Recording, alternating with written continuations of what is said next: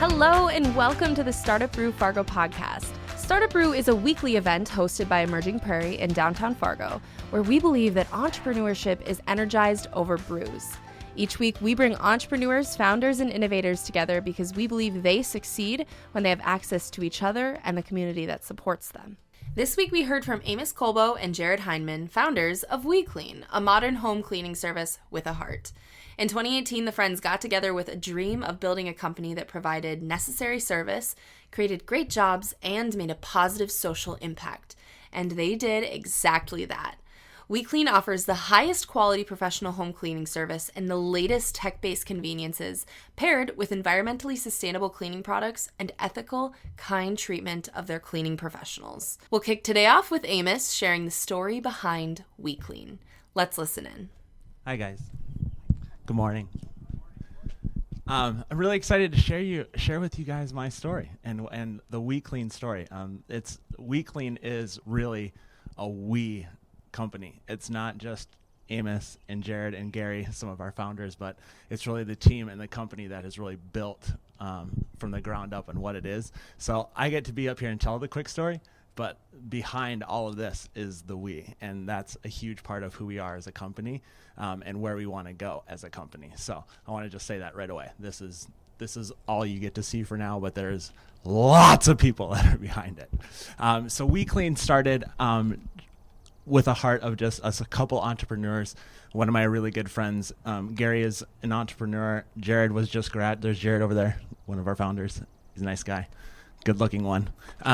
And we started with the idea of we wanted to start a company. Me and Gary already had a couple different companies and we're doing well, but how are we going to start a company that we felt that could make a difference in the world and do something bigger? I was pushing up on 40 years old. What's kind of going to be part of my life that's going to go further and make an impact that's going to contribute to the world, other than just the Amos show, and that's just not that fun to watch. So we started out with a couple of ideas, just brainstorming, and we really came across coming together. Gary had an Airbnb, and I was looking at starting an Airbnb. And the biggest hiccup that we were looking at when we were thinking about starting an Airbnb is we didn't want to be the people every time cleaning, turning it over. Everyone who starts an Airbnb, short-term rental, it starts out as something that you think will be fun to do, and then pretty soon it turns into another job. So when we were looking at starting this, we saw that there was a big gap in the industry as far as the cleaning industry, and we noticed that you had to either have a full property management company run the whole thing, or you had to do it yourself. And we just thought that was broken. And not only that, but just the cleaning industry as a whole. We're like, what is going on here? This is ridiculous. You couldn't just book a cleaning online. You couldn't just have it was just this long, drawn out process. So we're like, let's attack this industry. Let's see if we can make a difference in this industry.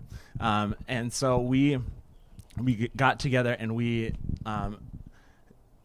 built this company to be on demand. So basically you can go online at any time, and it's task based. So you're not looking at, you're not based on hourly rates. So when you're going into our software, what you're going to be able to do is just pick how many rooms, bedrooms, and bathrooms in your home. It'll pump out a price, give you an exact quote of what it is, pick a day that you want, and we'll come there.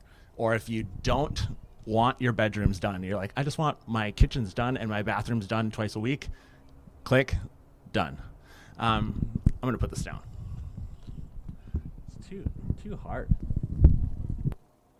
Look at that. That feels so much better. Thank you, guys. Okay. So what we decided as a company is this is how it should be. Now, the ideas are super easy. How to get this out there and doing it is always going to be the hard part. So we definitely set up the system to do it online. Getting the tech, getting everything set up, having the calendars, all that stuff was easy. Easy. No, it's not easy. But really, we're a people company, right? I mean, in order for us, we're not just a tech-based company, but we have to one, serve our customers, but we really have to serve our cleaners. And our cleaners are actually where we focused most of our efforts right away, is jumping in and learning and hearing about our cleaners.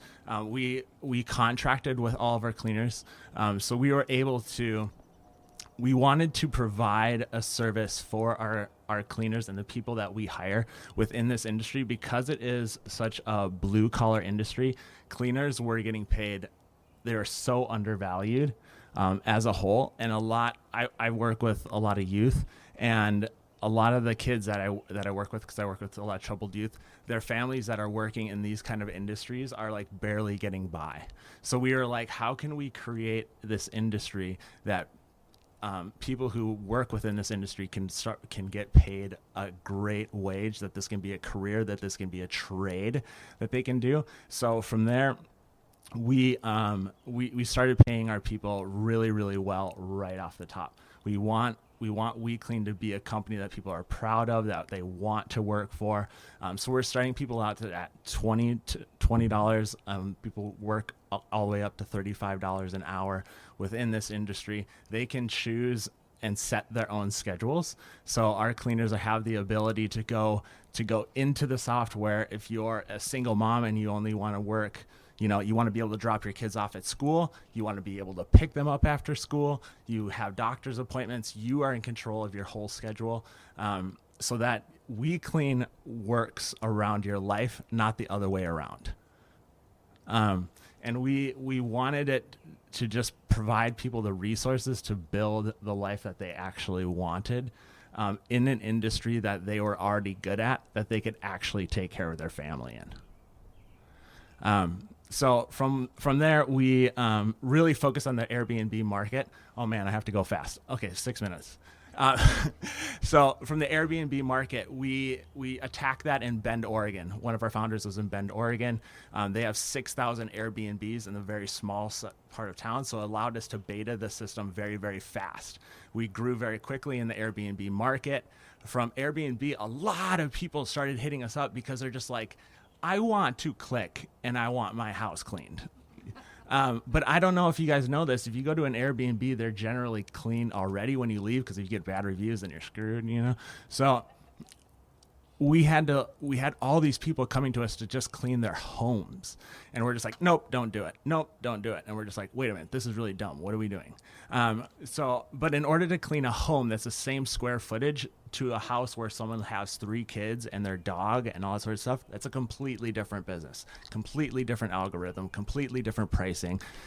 So it was another undertaking that we didn't see. But because we switched and pivoted into the home cleaning industry as well, we provided us an avenue to be able to go into other markets outside of just the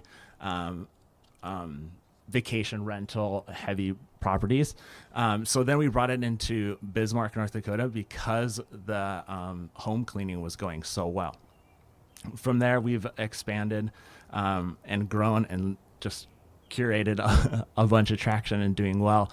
Now we're currently in Phoenix, Arizona. We're in Buffalo, New York. We're in Grand Rapids, Michigan.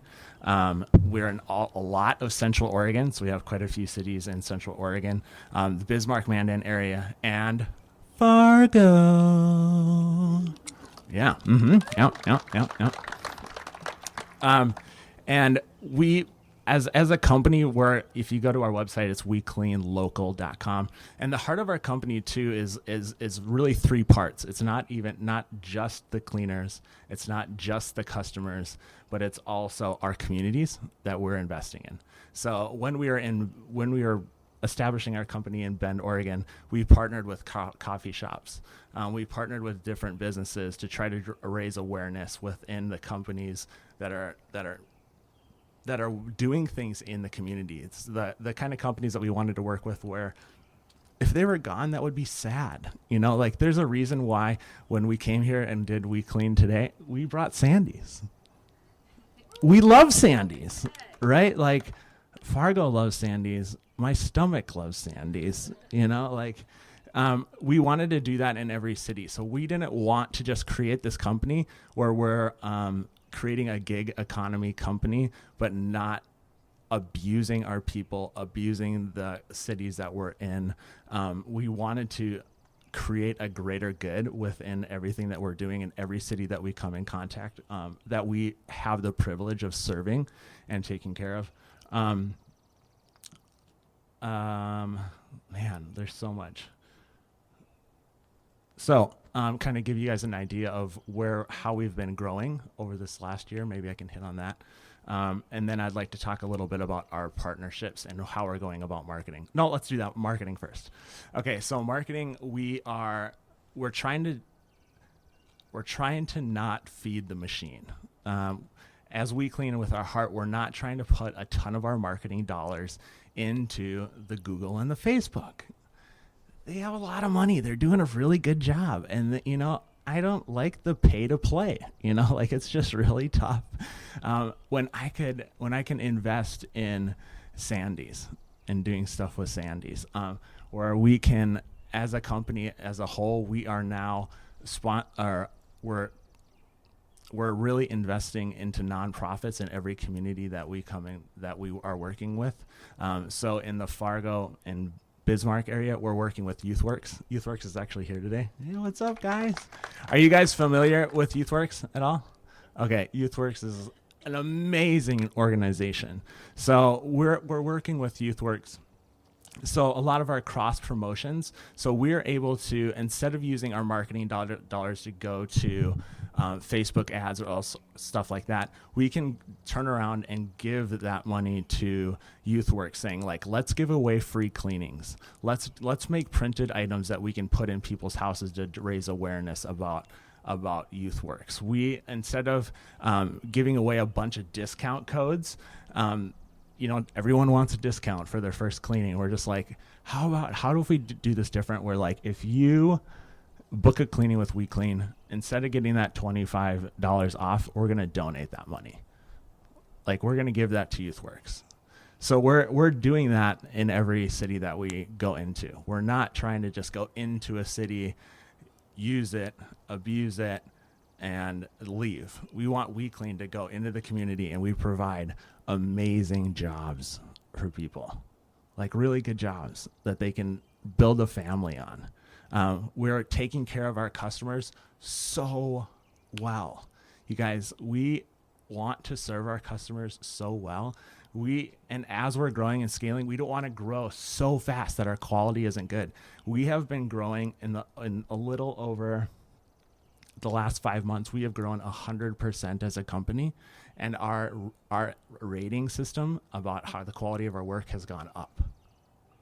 So like, we don't want to not take care of our customers and serve our customers.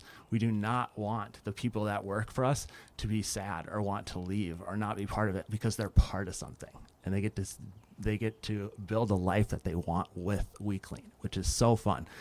We actually asked some of our cleaners, we blanket statement like, why do you like working for WeClean? Can you just send us a quick video?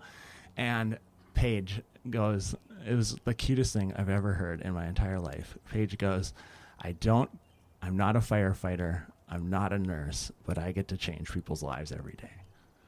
And I was like,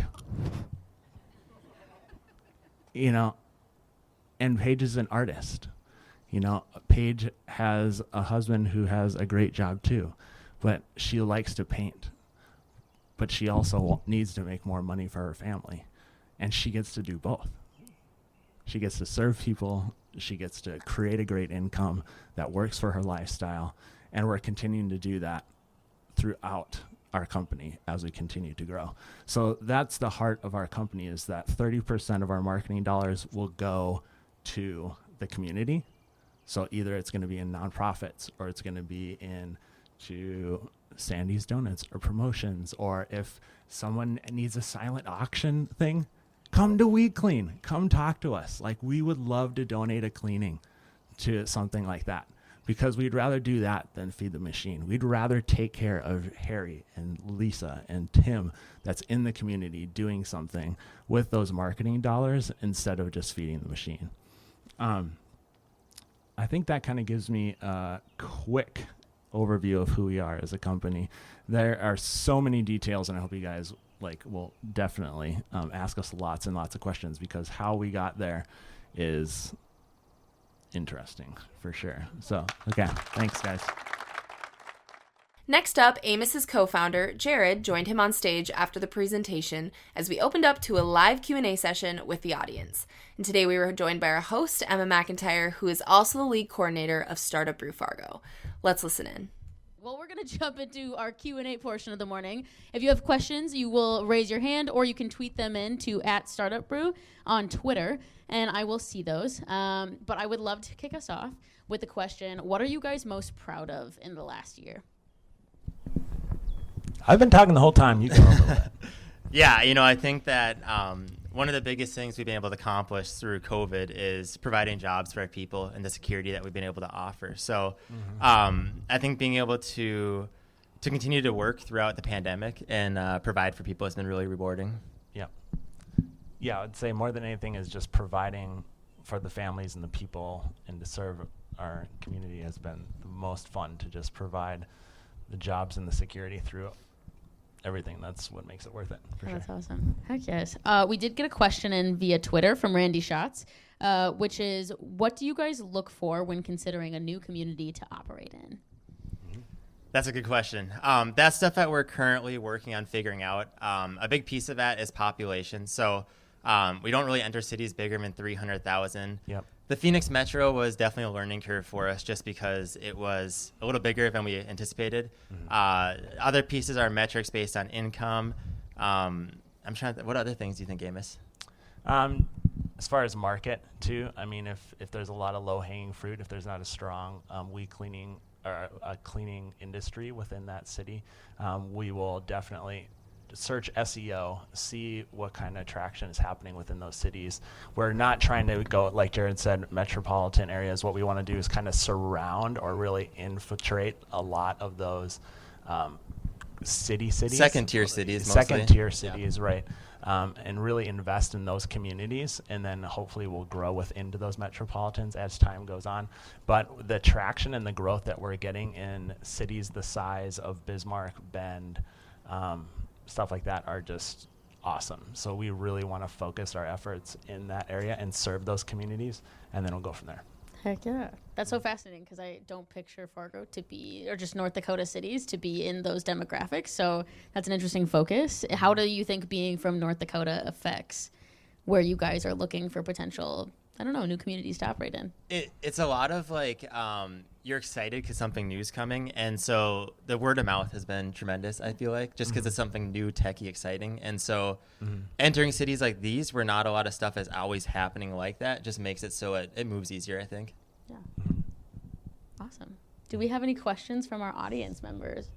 Yes, sir. Everywhere you look in Fargo, there's a sign that says help wanted. And they start at, a lot of places starting at $15 and up. How do you match your demand with your supply? So John essentially asked them to elaborate, for our digital audience, he asked them to elaborate on how they're currently supplying a workforce for WeClean. Yeah, that's been a trouble, especially with unemployment, different stuff like that. People don't want to work, and so that's been a continued struggle. I think one of the bigger ways we've been able to solve it is we have capacity planning, and so we can kind of foresee issues coming with not enough workers, and so we're hiring out, a couple weeks or a couple months in advance based on what we're seeing the trends showing, and so we have a recruiting manager that does this full time, and so she's able to kind of keep us ahead of a needle to keep matching up with demand, because we want to stay as on demand as possible, especially in Oregon with a lot of vacation rentals. You can't drop the ball because they need us. And so staying ahead of it is definitely important.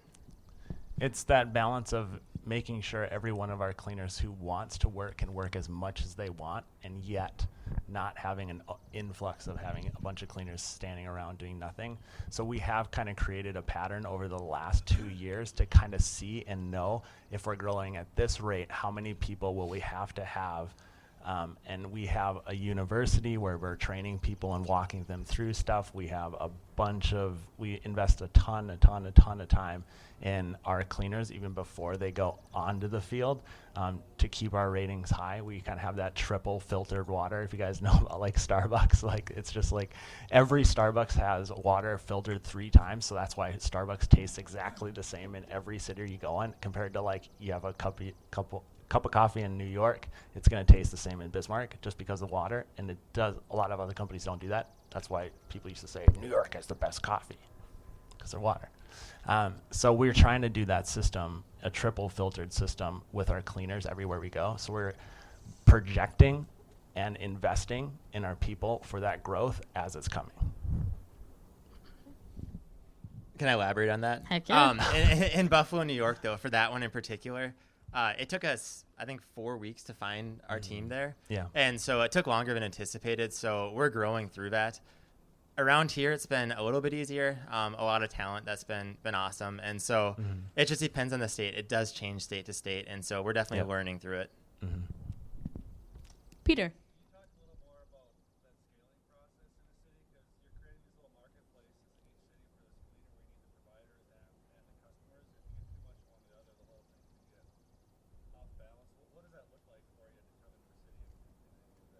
He asked them to elaborate a bit more on their scaling process as they enter new communities. There we go. Sure. Yeah, that's a good question. Again, that's stuff that we're always working on fine-tuning. A lot of it comes from organic SEO initially, how we enter a city, based on seeing where the traction is going to be. And then from there, a lot of guerrilla marketing, a lot of that side of stuff. And so once we get a cleaner, we pay them to do certain marketing things for us to keep them going, basically, so we're making money. And then after that, we'll slowly start cleaning more and more. And it kind of takes a little while to get where we can guarantee work. You can kind of see what's coming in. I'd say guerrilla marketing, just being human. I think humanizing our brand has been the biggest thing.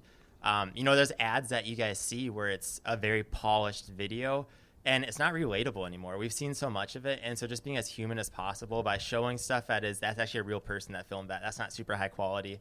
And just being relevant, being localized, that's been the big thing. To elaborate a little bit more on it, we have one of our first hires in a city as a marketing coordinator. So we hire someone that's boots on the ground. They know the in and outs of the actual city, and they're able to tell us things that we might not otherwise know because we're not from there. And it helps us be authentic because we want to be. We're not trying to be this big company that goes around and is just trying to make money. So by getting partners in the cities right away helps us grow naturally and organically.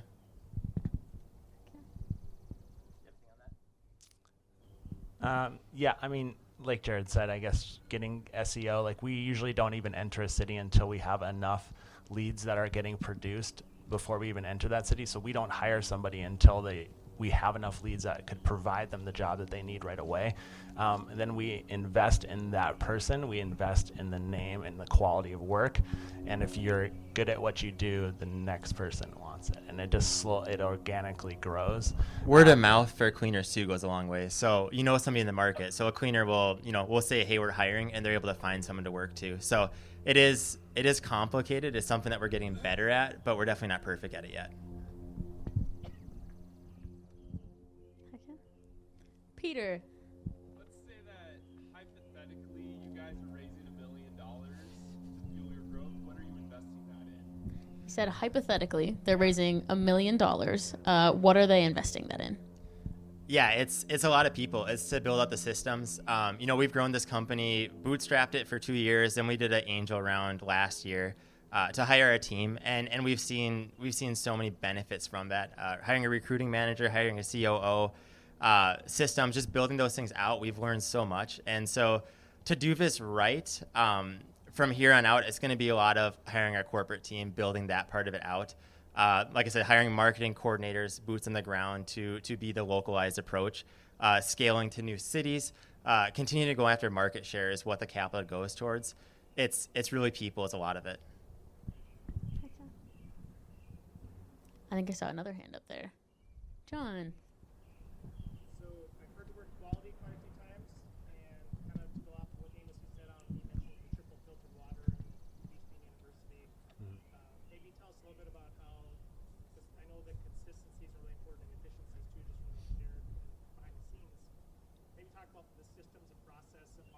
how you're enabling that quality and that consistency Mm-hmm. and that control.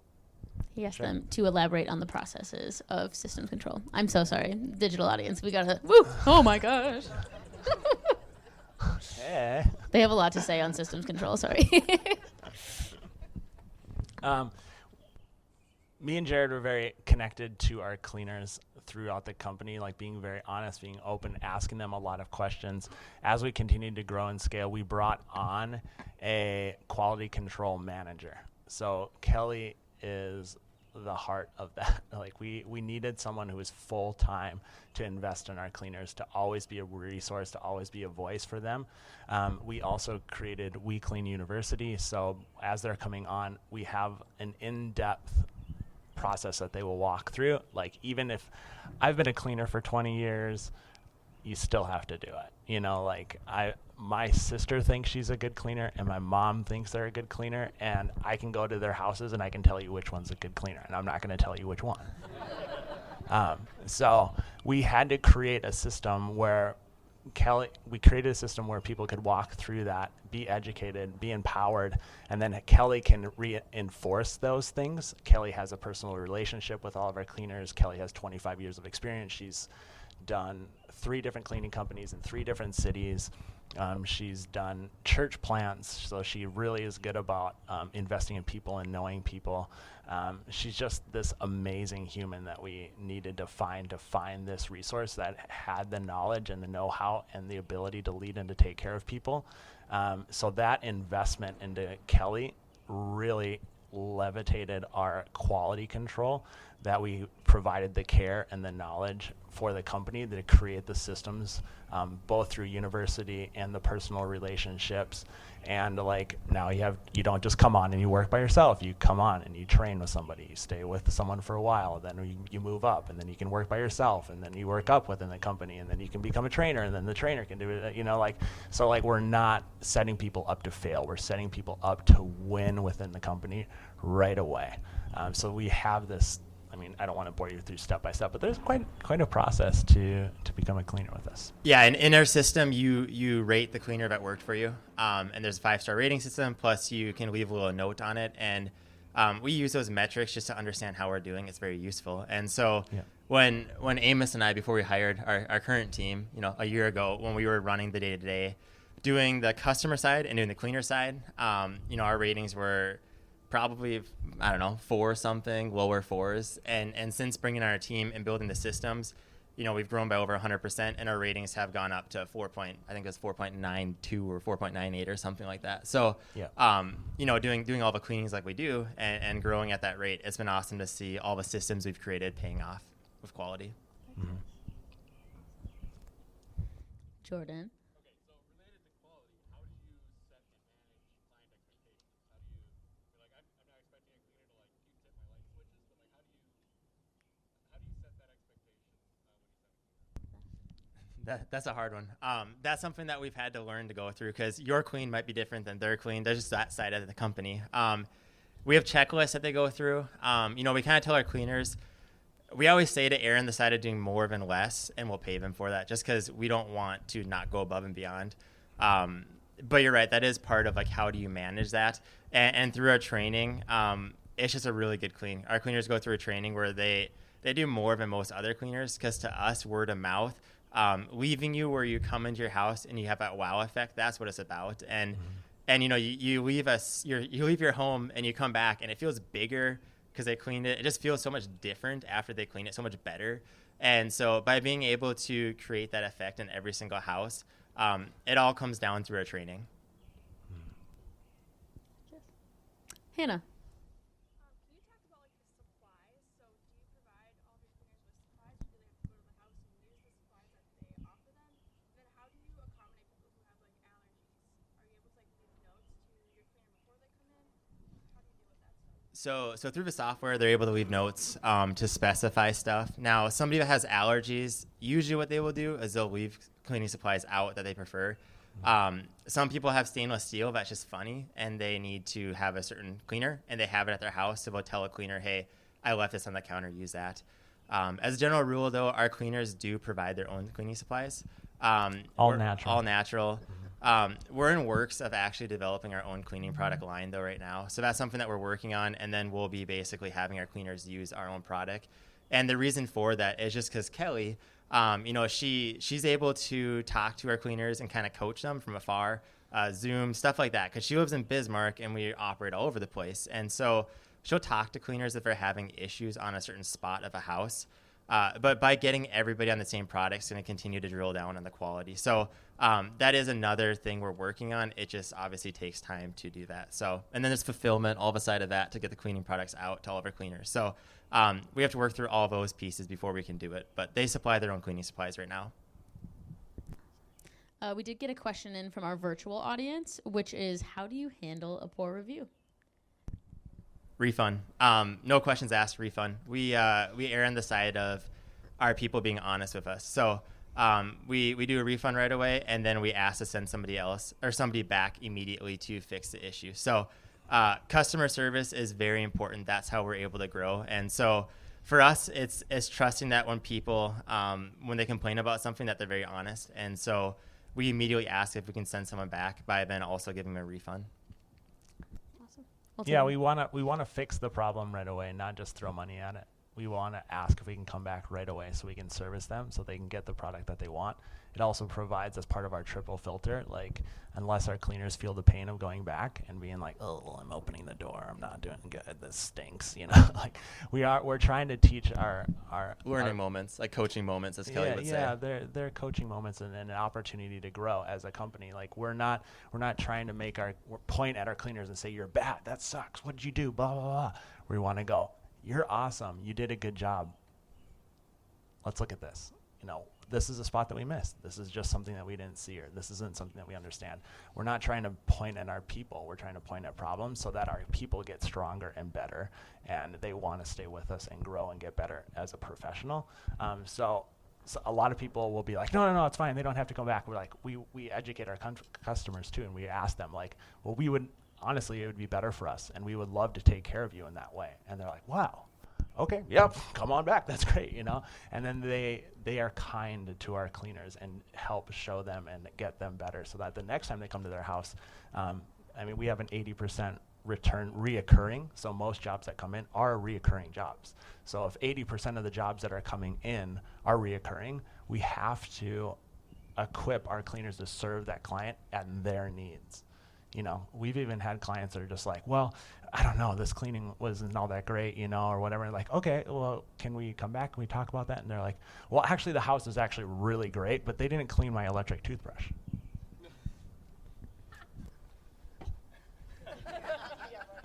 Okay, and you're like, well, it's on the counter. Like, it's on its little charger, and she didn't clean it.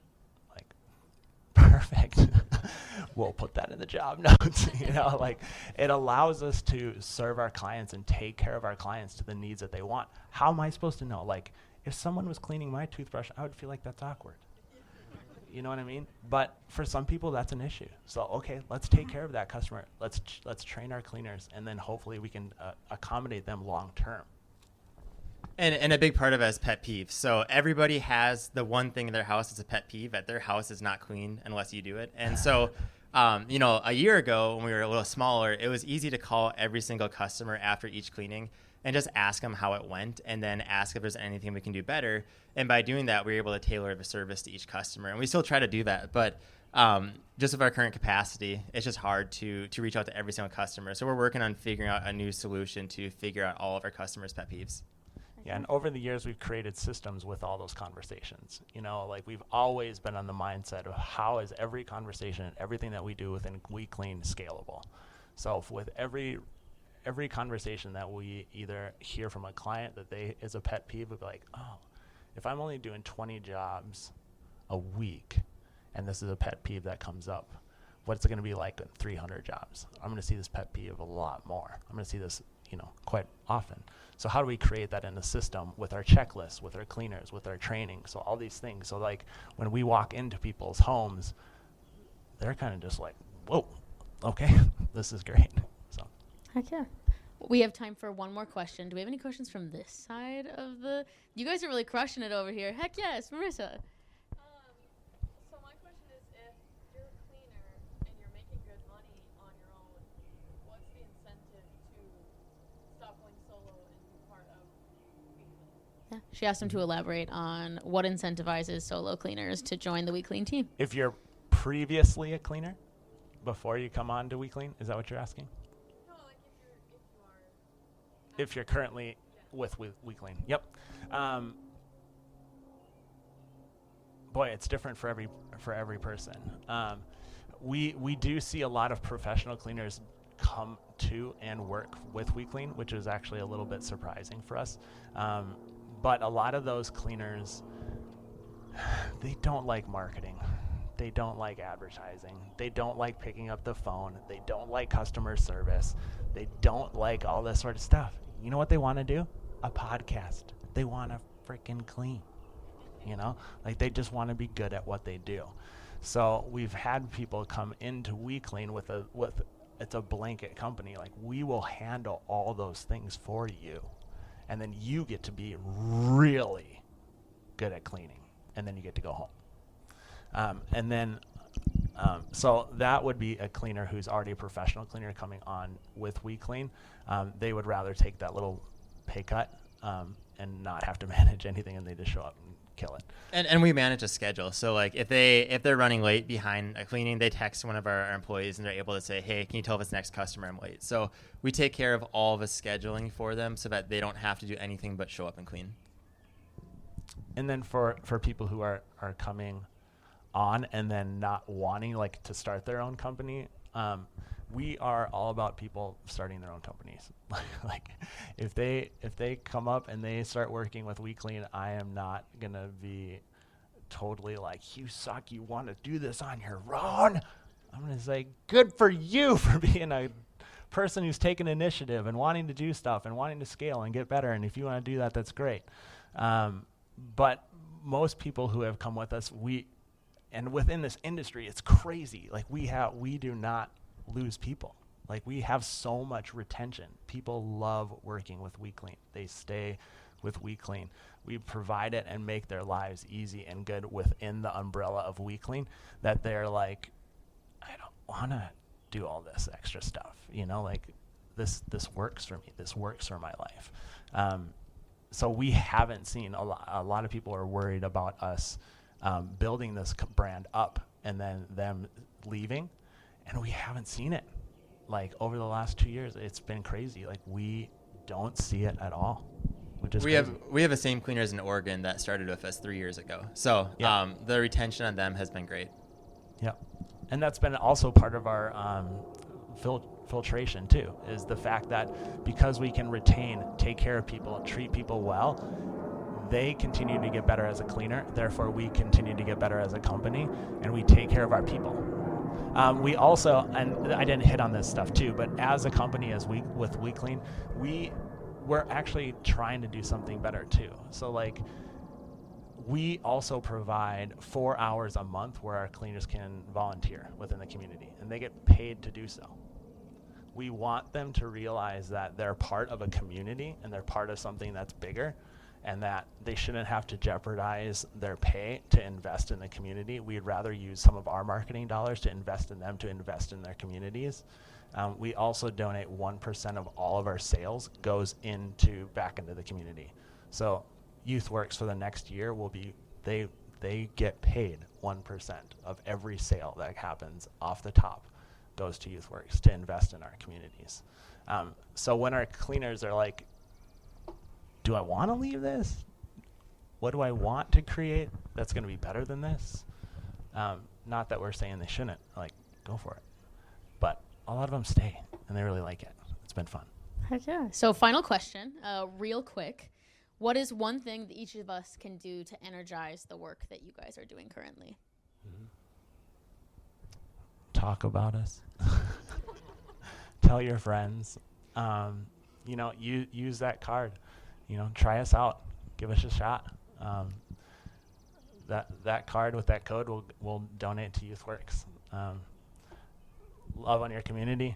I would say invest in all the things that make your community awesome. Even if it's not WeClean, like, just really love your local community, and it goes so far.